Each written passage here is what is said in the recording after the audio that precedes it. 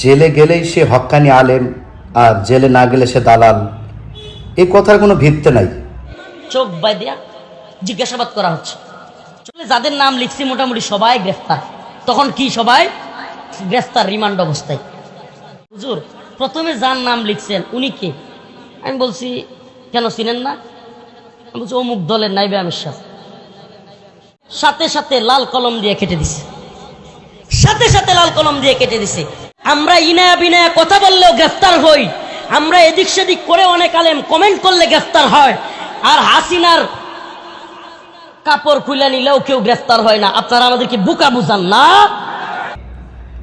তুমি পূর্বে অনেক বুজুর্গদের ইতিহাস পড়ে দেখো, অনেক বুজুর্গরাই তারা হক কথা বলছেন, দেশের জন্য কাজ করছেন, কিন্তু তারা অনেকে জেলে যায়নি, কিন্তু তারা হক কথা বলছেন।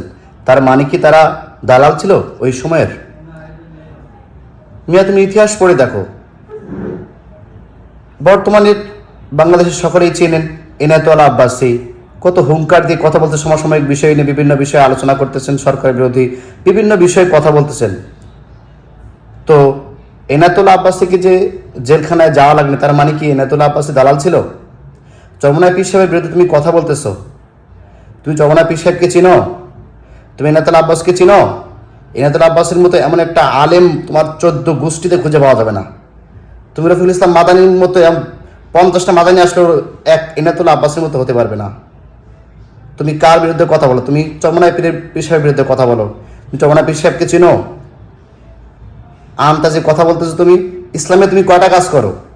শুধু ওয়াজের ময়দানে হুঙ্কার দিয়ে ইসলাম কায়েম করা যায় না, ইসলাম কায়েমের জন্য রাজপথে আসতে হয়। তুমি কতদিন রাজপথে আসছো ইসলাম কায়েমের জন্য? ওয়াজের ময়দানে মাইকের সামনে ফাটিয়ে ফেলা ইসলাম কায়েমের জন্য, জিহাদের বিষয় তুমি কতদিন জিহাদ করার জন্য বাহির বেরিয়েছো? সমসাময়িক কয়েকটি বিষয়ের জন্য তুমি হুঙ্কার দিয়েছো, বলো। তুমি বলতেছো বাদ পায়রা লিমিট থাকা দরকার আছে, কসম করে তুমি মানুষকে বিশ্বাস করার জন্য কসম করতেছো। তোমার চোখ যদি লাল কাপড় দিয়ে বাঁধা থাকে, তুমি কিভাবে লিখলে? তোমার উলামায়ে কেরামের নাম তুমি কিভাবে লিখলা যদি তোমার চোখ থাকে বাঁধা রিমান্ডে? তুমি চোখ বাঁধা অবস্থা কিভাবে দেখলে যে চরমনাই পীর সাহেবের নাম লাল কালিতে কাটা হয়েছিল? পাট পাড়ের লিমিট থাকা দরকার আছে। একজন রিমান্ডে থাকা অবস্থায় কে বলছে তাকে, তার নাম কেটে দিচ্ছে, তাকে ধরবে না, আর তুমি ধরে নিলে সে দালাল? এটার মানে কি? সবসময় বুঝে শুনে কথা বলতে, উলামায়ে কেরামের বিরুদ্ধে কথা না বলাটাই বেটার। তোমার যদি মনে হয় কোনো কনফিউজ থাকবে, তুমি হুজুরের সাথে বসে কথা বলো। ইসলামের কয়েকটি কাজ চরমনাই পীর সাহেব করেন। যে ব্যক্তি ইসলামের এই কাজগুলা করে, যে নবীওয়ালা যে কাজগুলা করে, এইটাই তারা সঠিক সেই ইসলামের পথ। তুমি শুধু হুঙ্কার দিতে পারো, আর কোনো কাজ করতে পারো না। চরমনাই পীর সাহেব দাওয়াত ও তাবলীগী কাজ করেন, পীর মুরিদি করেন, ইসলাহি ও আল্লাহ ভীরু করার জন্য। মাদ্রাসা শিক্ষা প্রতিষ্ঠান পরিচালনা করে, জিহাদি করে, ইসলামের কায়েমের চেষ্টা করে, বাতিলের বিরুদ্ধে সমসাময়িক বিভিন্ন বিষয়ে বাতিলের বিরুদ্ধে হুঙ্কার দেয়, রাষ্ট্র পরিচালনার চেষ্টা করতেছেন। সমসাময়িক বিভিন্ন সমস্যা নিয়ে তিনি কথা বলতেছেন এবং হুঙ্কার দিচ্ছেন, বিভিন্ন ফয়সালা দিচ্ছেন। খালি ওয়াজের ময়দানে ফটফট করলে আর ইসলাম কায়েম হয়ে যায় না। ইসলাম কায়েমের জন্য রাজপথে আসতে হয়, ও রক্ত দেওয়া লাগে। এর জন্য ফিকুল ইসলাম মাদানি এখন তুমি ঠিক হয়ে যাও। তোমাকে পাবলিক পছন্দ করে, ভালোবাসে, এর মানে এই নয় তুমি যখন তখন উলামায়ে কেরামের বিরুদ্ধে কথা বলবে। তুমি এমন একজন মানুষের বিরুদ্ধে কথা বল, তার আন্ডারে এরকম তোমার মতো এমন হাজার হাজার মুফতি সাহেব তার পায়ের কাছে পড়ে তাকে ইসলাহি নেওয়ার জন্য। আর তুমি কোথাকার মাওলানা, একটু তুমি জেল খাটার করছো তাই তুমি একেবারে বড় আলেম হয়ে গেছো না?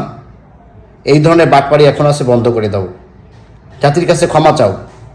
যদি তার কোনো ভুল থাকে, উলামায়ে কেরামের ভুল থাকলে তুমি তাকে, তার কোনো বিষয়ে তুমি জেনে থাকলে তুমি তাকে গোপনে যে বলো। পাবলিক প্লেসে বলার মানে কি? তুমি কি চাচ্ছ না উলামায়ে কেরাম ঐক্য হয়ে একসাথে হয়ে দিন কায়েমের জন্য, ইসলামের রাষ্ট্র পরিচালনার জন্য চেষ্টা করুক? তুমি চাচ্ছ যে ঐক্য না হওয়ার বিষয়টা, আমি যা বুঝলাম। শুরু থেকেই চরমনাই পীর সাহেব সবসময় বাতিলের বিরুদ্ধে কথা বলে গেছেন। চাটকারিতে করতে গেলে চাটকারিতে তাকে পক্ষে কথা বলা লাগে, তার বাতিলের বিরুদ্ধে যদি কথা বলা হয় তাহলে সে বাতিলের পক্ষ না হয় না, তার বিরুদ্ধেই বলা হয়। একটু বুঝে শুনে কথা বলতে হবে। বাটপাড়ির একটা লিমিট থাকা দরকার আছে। মাদানি তোমাকে এখনও সতর্ক করা হচ্ছে, তুমি ভালো হয়ে যাও, ক্ষমা চেয়ে নাও।